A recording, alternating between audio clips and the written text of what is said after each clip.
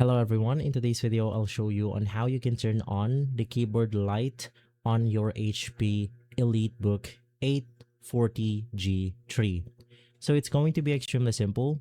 The first thing that you want to do is to navigate through your keyboard, and there's multiple functionalities for backlight, but what you want to do is to go ahead and look for this specific icon, which is most likely going to be the F5 button.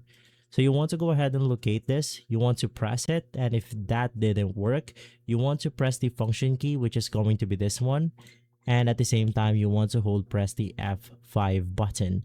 So function key, F5, and the backlight will turn on. Now in some other cases, the backlight is just on the lowest brightness, so you could also go ahead and look for the brightest icon right here. Simply press it, and from there you have to adjust the brightness and increase it to the max level. And so guys, if this video has been helpful, leave a like, subscribe, and follow us for more videos like this. Thanks for watching.